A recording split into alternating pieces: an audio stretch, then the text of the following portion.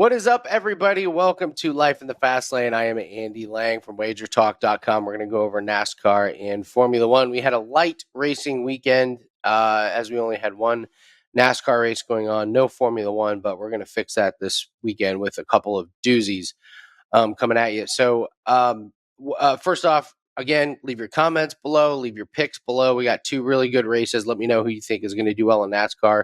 Let me know who you think is going to do well in Formula One. I'm really fascinated by this Formula One track. A lot of team strategies on how to set up their cars and their wings that I'll get into. But leave your comments. Don't forget to subscribe.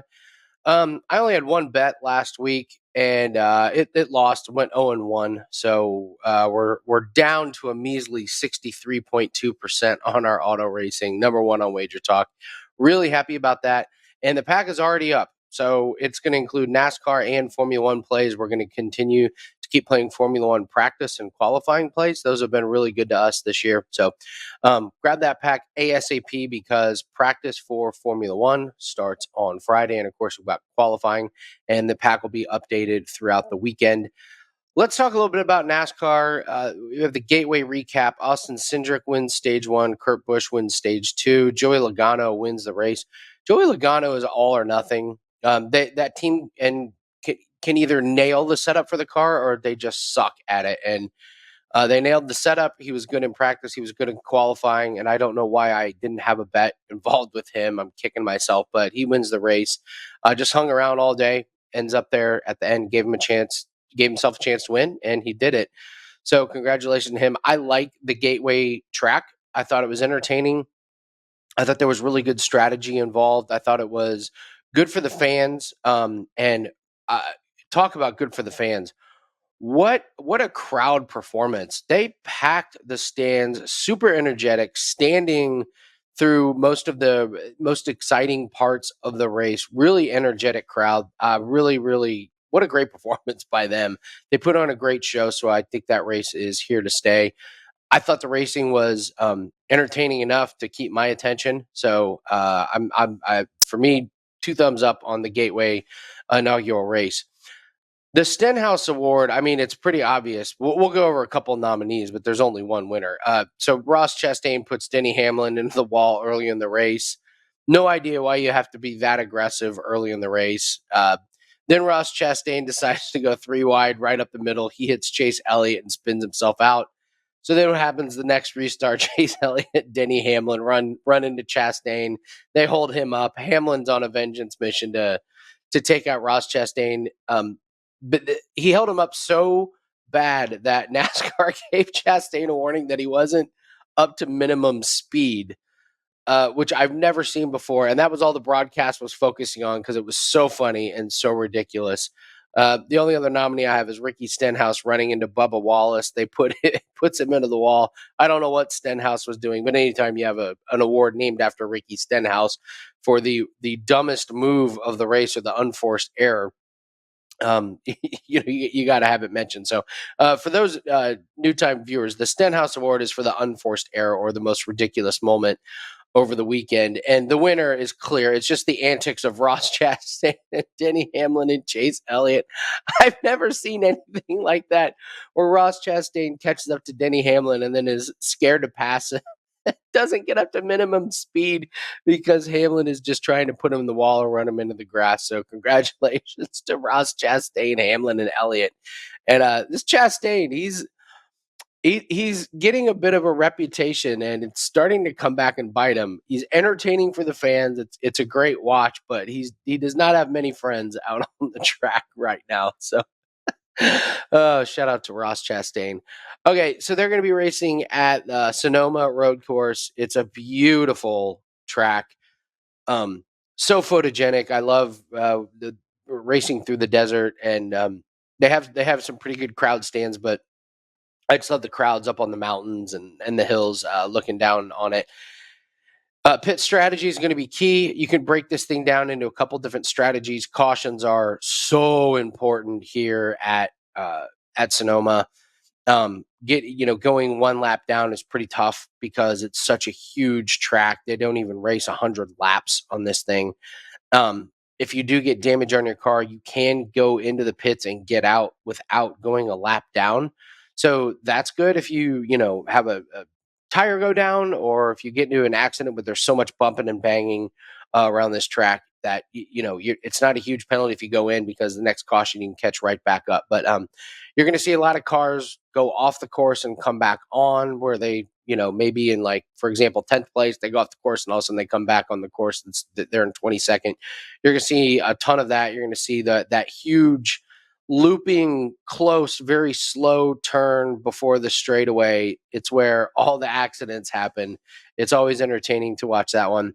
Um, so in 2021, I just kind of figured out a way to get some averages here on this road course. So if we take the averages of the 2021 Sonoma, the Charlotte Roval, the COTA, the Austin, Texas road course, Daytona road course, the Indy road course, Road America, and Watkins Glen, these are your top five, and I don't think anybody that follows NASCAR is going to be surprised by this. Chase Elliott, Denny Hamlin, Ryan Blaney, Martin Truex, and Kyle Larson. In 2021 here at Sonoma, it's the Chase Elliott, Kyle Larson, Martin Truex show. These three are just in a tier all by themselves. I would expect it to be the exact same.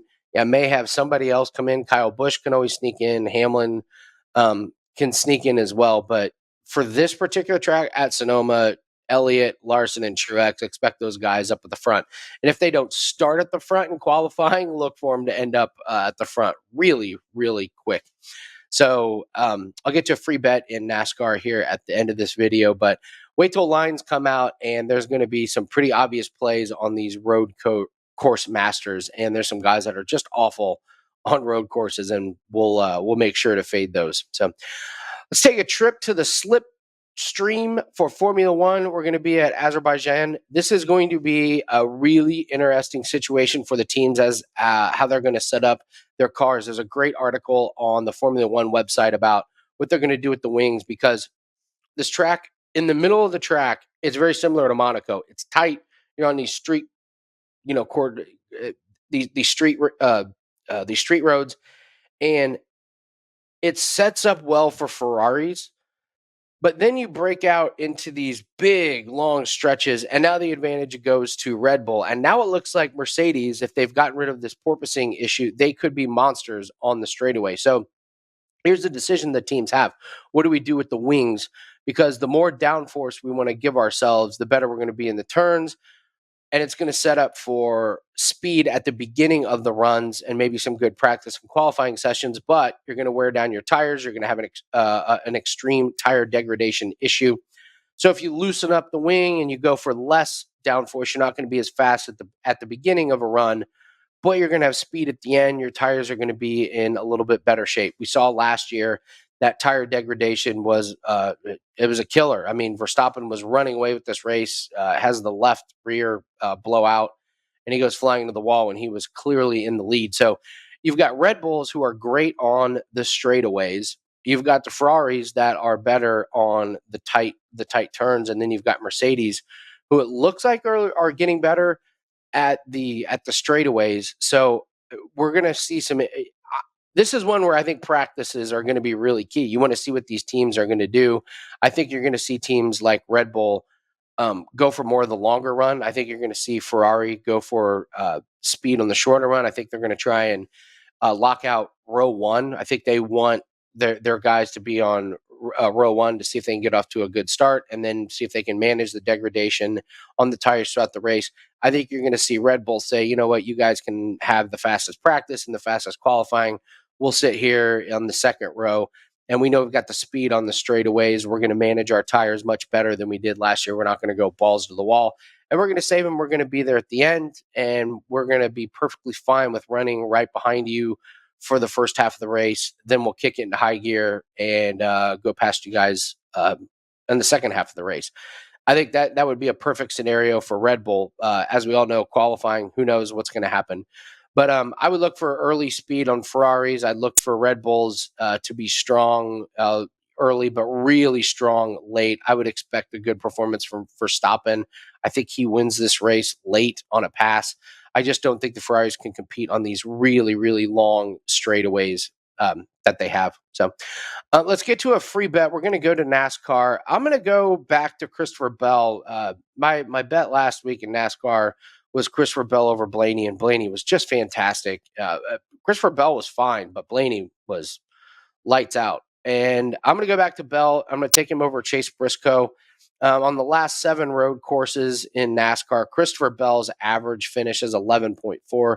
Chase Briscoe's is 20.4. He does have some pretty decent finishes, but at Sonoma, Christopher Bell was just much better in 2021 over Chase Briscoe. Bell has a win on one of these road courses. I believe it was on either the Daytona road course or the Roval, but he's had success in the past at these. I expect him to be better than Briscoe. Hopefully we get a really good qualifying run out of Bell. That way he should be able to control this matchup. So that's today's free play. I already have the racing pack that's up on WagerTalk.com. Go ahead and grab it now. That way you can lock in all the early plays, especially Formula One, qualifying, and practice one plays that have really been profitable for us this year. So that's going to do it for us for this week on Life in the Fast Lane. Should be 2 great races. These road courses for NASCAR are really profitable because you have some pretty obvious guys you want to bet on and pretty obvious guys you want to fade. So follow all of that on WagerTalk.com. Let's have a great weekend and a profitable one in the racing markets. Good luck, and I will see everyone next week on another edition of Life in the Fast Lane.